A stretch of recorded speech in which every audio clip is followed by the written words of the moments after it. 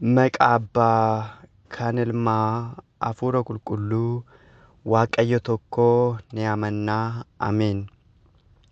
Maqaa Abbaa, kan Ilmaa, Hafuura Qulqulluu, Waaqayyo tokkoo ni amannaa. Ameen. Maqaa Abbaa, kan Ilmaa, Hafuura Qulqulluu, Waaqayyo tokko ni amannaa. Ameen. Jaalatamootaaf kabajamoota maatiiwwan Waaqayyoo, maqaa Waaqayyo Gooftaa keenyaa Fayyisaa keenya qoricha addunyaatiin nagaa isin gaafadhaa. Akkam ooltan, akkamiin yoona eegdan. Ameen. Akka balleessa keenyaa otoo nutti hin lakkoofne akka dhiifama isaatiin guyyaa har'aatiin kan nu ga'e Waaqa keenyaa qoricha keenyaa Fayyisaa addunyaa Madaani'elam Yesuus Kiristoos maqaan isaa kan galatoome kan kabajame nuuf haa ta'u. Maqaa isaa waamnee kan ishee kan biraa hin dagannee haadha qulqullootaa, haadha saba hundaa, haadha Gooftaa keenyaa Fayyisaa keenya qoricha addunyaa Yesuus Kiristoos nuufis haadha kan taate kennaa fannoo jalaa qulqulleettii Durboo Maariyaam maqaan ishee kan galatoome kan kabajame nuuf haa ta'u.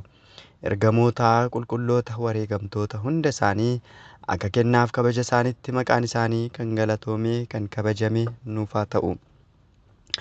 Barnoota keenyaa kutaa darbee keessatti kan nuti waliin baranne waa'ee icciitii utubaa shananii keessaa icciitii Sillaasee kan jedhu waliin eegallee turre jechuudha. Waa'ee icciitii Sillaasee keessatti sadummaa fi tokkummaa isaa kaasnee keessattuu immoo waa'ee tokkummaa Sillaasee gadi fageenyan waliin ilaallee waliin barannee turre jechuudha. Har'a immoo akka fedhaaf eeyyama Waaqayyootti kan nuti waliin barannu Sillaasee yookaan waa'ee icciitii Sillaasee keessatti sadummaa isaa kan jedhu sirriitti kan waliin barannu ta'a. Waaqayyo Gooftaa keenya jidduu keenyatti argamee jecha isaa ishee qulqulleettii taate akka nu barsiisu, akka nu gorfatu fedhaaf eeyyama isaa nuuf haa ta'u. Barsiisaan Waaqayyoo, gorsaan Waaqayyoodha waan ta'eef Waaqayyo Gooftaan jidduu keenyatti argamee hanga xumura barnoota kanaatti akka nu eebbisu, akka nu barsiisu fedhaaf eeyyama isaa nuuf haa ta'u. Waa'ee tokkummaa Sillaasee keessatti yeroo darbee waa baay'ee kaasnee akkuma ilaallee turre har'a immoo sadummaa Sillaasee kan jedhu keessatti jalqabaa kaanee qabxiiwwan muraasa waliin fudhannee ni ilaalla jechuudha. Sadummaa Sillaasee keessatti Sillaaseen sadummaa isaanii karaa kamiin ibsama jennee gaafa ilaallu sadummaan Sillaasee karaa kamiin ibsama gaafa jennu tokkoffaan garaa maqaatiinidha jechuudha. Maqaadhaniin sadummaan Sillaasee ittiin ibsanna jechuudha. Innis akkamitti Abbaa, Ilmaa fi Hafuura Qulqulluudhaan jechuudha. Kanas akkuma jalqaba irratti kaasnee dubbanne sana Wangeela Maatiyos boqonnaa 28 lakkoofsa 19 irratti dhaqaatii maqaa Abbaa kan Ilmaa Hafuura Qulqulluutiin isaan cuuphaadha.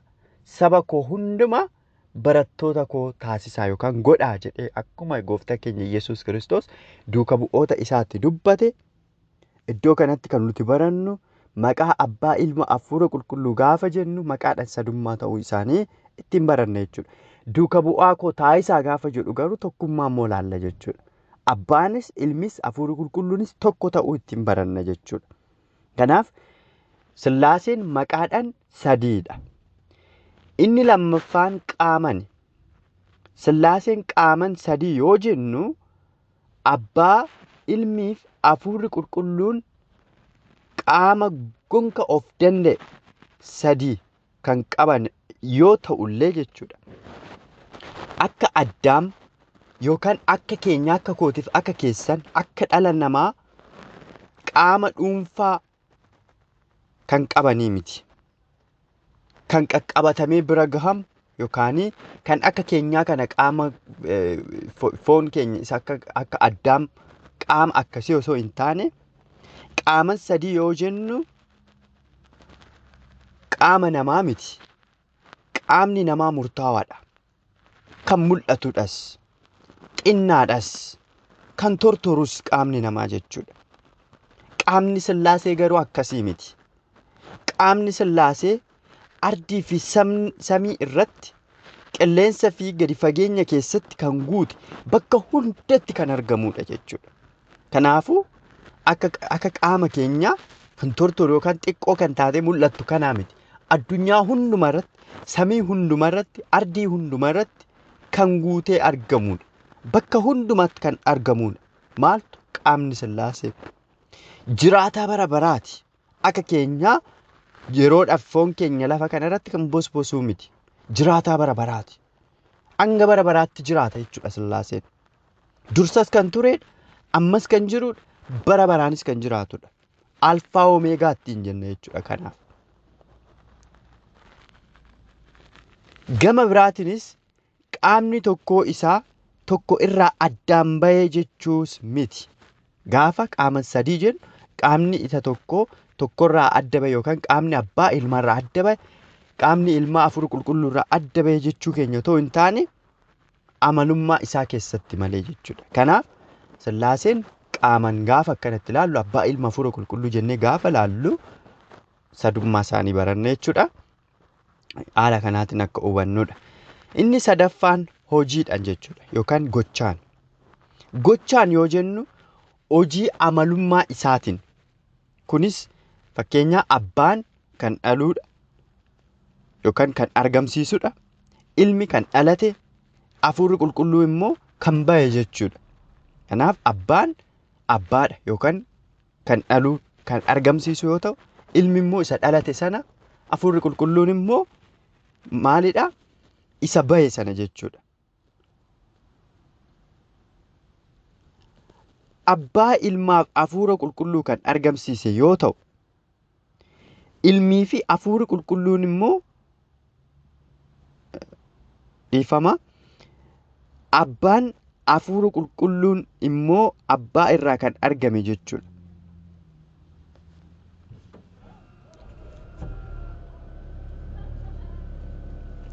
Abbaan ilmaa fi afuura qulqulluu kan argamsiise yoo ta'u, ilmii fi afuurri qulqulluun immoo abbaa irraa kan argaman jechuudha.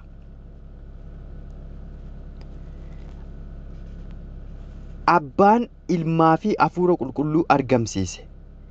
Ilmii fi afuurri qulqulluun immoo abbaa irraa argaman yennaa jennu abbaan dura ture, ilmii fi afuurri qulqulluun immoo booda kan argaman jechuu keenyaa miti. Sadanuu yerum tokkodha kan uumaman yookaan sadanuu yerum tokko kan argamanii wal duraa duuban qaban. Kanas immoo ragaa kan nu ba'u Wangeela Yohaannis boqonnaa 1:1 irratti jalqaba sagaleetu ture. Sagaleen sunis durumarraa eegalee Waaqayyo bira ture. Sagaleen sunis Waaqayyo ture jedha jechuudha.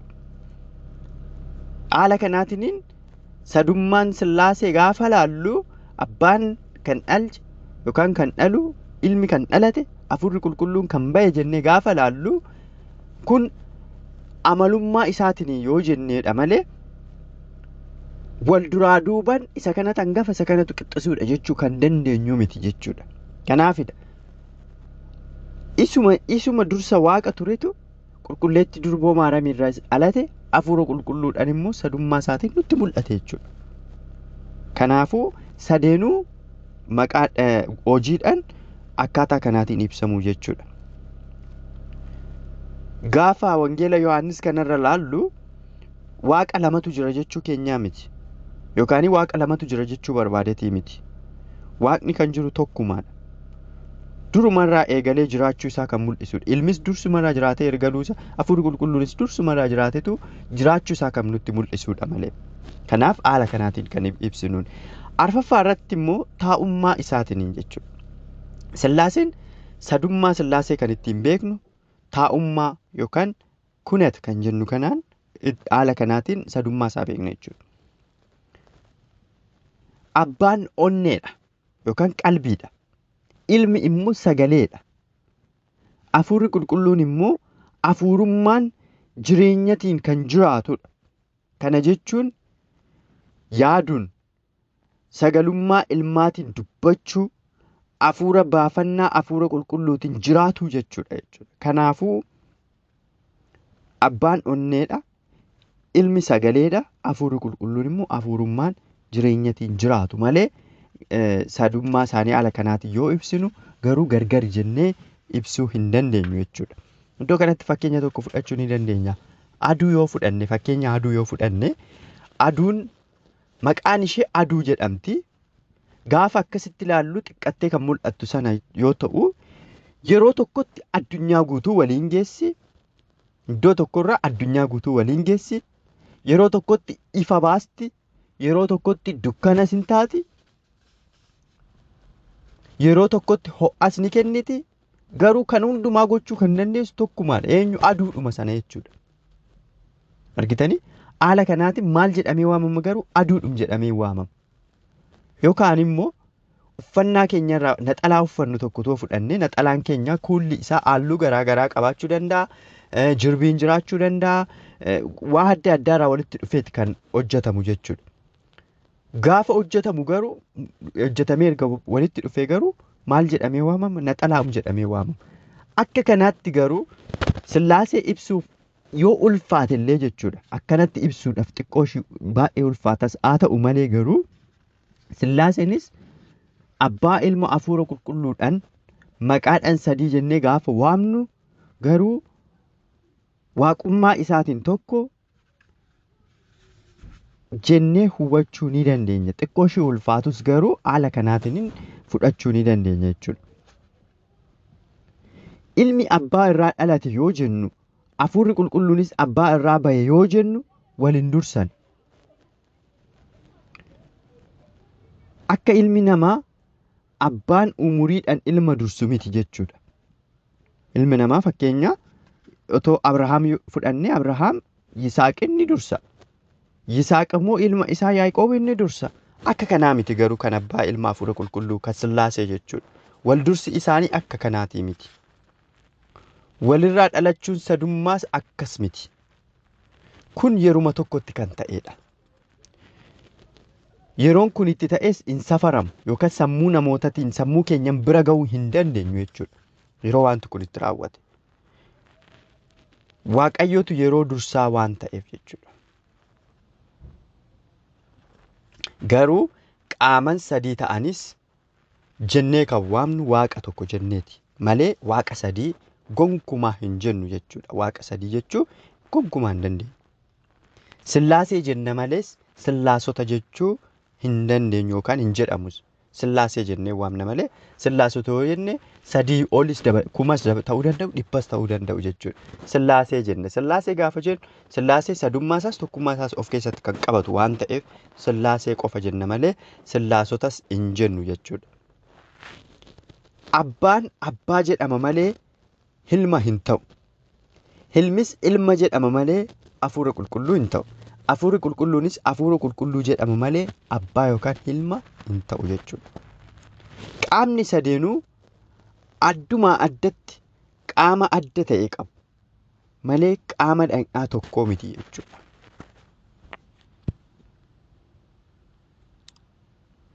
Abbaan ilma kan argamsiisedha. Lubummaadhaan ilmi abbaarraa kan argamedha. Maalidhaan? Sagalummaadhaan. Hafuurri Qulqulluun abbaa irraa kan argame maalidhaan? Hafuurummaadhaan. Kanaaf qaamni sadeenuu akkuma walitti hin makamneen hojii isaanii walitti hin makamu jechuudha. Kunis hundi isaanii waliin dursan, hojiin isaanii waliin faallessu. Isaas sadeenuu tokkodha jechuudha. Abbaa, Ilmaa fi Hafuura Qulqulluun waaqa tokko jedhama. Kana irratti namoonni icciitii kana akka hubataniif fakkeenya kennuu yaalan ni jiru jechuudha. Fakkeenyaaf fakkeenya tokko yoo fudhanne Waaqayyoon akeeka kan hin qabne ta'us fakkeenya kana naa fudhannu jechuudha. Aduu akkuma jalqaba isinii fudhadhe san aduun biiftuun waa sadii of keessaa qabdi jedhee qaama mul'atuun qabdi, ifan qabdi, ho'a of keessaa qabdi jechuudha.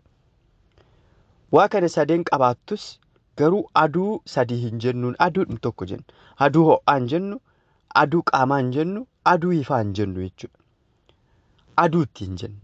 Akkuma kana yeroo tokko qaama hin qabdi, yeroo tokko ifa ni kenniti, yeroo tokko immoo ho'as ni kenniti. Kanaafuu maalidha? Sadeen ittiin hin jennu, tokkuma ittiin jenna jechuudha. Fakkeenya akkanaatti yoo fudhanne fakkeenyi kun Sillaasee bakka bu'uu baatus garuu akka nuuf ifa ta'uuf jedhee tarin fakkeenya kana kan fudhanne fakkeenya ibiddas yoo fudhanne ibiddis waa sadii yeroo tokkotti ni mul'isa jechuudha. Qaama ni qaba, ifa ni qaba, ho'a ni qaba jechuudha. Yeroo tokkotti. Kanaaf ibiddaan qaama sadii jechuu hin dandeenyu. Ibiddi qaama tokkodha. Ibidduma jenna. Garuu qaaman, ifaan, ho'aan yeroo kennitutti sadii jechuudha. Sadeen ibiddaa jechuu hin dandeenyu. Haala kanaatiin hubachuu ni danda'ama jechuudha. Hafuurri qulqulluun akkamitti abbaa irraa bahe kan jedhuuf immoo namni beeku hin jiru. Namni gonkumaa beeku hafuurri qulqulluun abbaa irraa akkamitti kan jedhu namni beeku hin jiru. Yaada sammuu ilma namaati holiidha. Akkasumatti garuu yaa gooftaa kee wanti kee hundumtuu dinqiidha jechuudha malee qorannee bira ga'uu hin dandeenyu jechuudha. Waa'ee icciitii sadummaa, waa'ee icciitii tokkummaa qo'atanii bira ga'uun baay'ee ulfaata hin danda'amu. Kanaaf waa'ee icciitii sadummaa qo'adheen bira ga'a jechuun akka bishaan galaana abbuuqqadheen fixa jechuuti jechuudha. Bishaan galaana guddaa keessa jiru tokko abbuuqqadhee yeroo tokko nan fixa akka jechuuti jechuudha. Waa'ee sadummaa Sillaaseef tokkummaa Sillaasee biraan ga'a jechuudhaaf yaadamuun humtuuyyuu akka sanaatti jechuudha. Waan hin danda'amnedha. Qulqullichi raajichi Isaayyaas yeroo sadii qulqulluu qulqulluu qulqulluu Waaqayyo gooftaa maccaa jedhee faarfachuun isaa qaamni Waaqaa sadii ta'uu hubachiisuudhaaf jechuudha. Isaayyaas 6:3 irratti. Waaqa tokko ta'uusaa immoo achuma irratti jechuudha. Dhiifama waaqa tokko ta'uusaa immoo Waaqayyo tokkicha malee kan biraa akka hin jirre nuyi beekna jechuudha. Kanas immoo Qorontos 1 irrattis akkas jedhee barreeffamee jira. Qorontos 1:8 irratti Waaqayyo tokkicha malee kan biraa akka hin jirre jedhee dubbatee jira. Waa'ee sadummaa hubachuuf dabalataan immoo caqasoota armaan gadii akka dubbistan uumama 3:22, uumama 16:7, uumama 18:1, Yohaannis 14:11, Yohaannis 14:28 akka dubbistan isinin affeera jechuudha. Kanaaf icciitii Sillaasee gaafa barannu qorannee bira ga'uudhaaf xiqqoo ishii ni ulfaata. Haa ta'uutii malee yeroodhaaf hanga dandeettii keenyaa yookaan hanga hubannaa keenyaa yeroodhaaf kan nuuf ta'u haala kanaatiin yoo hubanne gara fuulduraatti immoo kana caalatti barannee kana caalatti qorannee hanga dandeenyu immoo deemuu ni dandeenya waan ta'eef har'aaf garuu waa'ee icciitii Sillaasee asuma irratti ni xumurra jechuudha. Kutaa itti aanutti icciitii nama ta'uu kan jedhurraa eegalla jechuudha. Waaqayyo gooftaan nu barsiisee nu gorfate maqaan isaa kan galatoomeef kan kabajamee haa ta'u. Galanni Waaqayyo Abbaa Ilma Hafuura Qulqulluuf akkasuma immoo deessuu haadha isaa qulqulleettii Durboo Maaramiif haa ta'u. Turtii gaarii.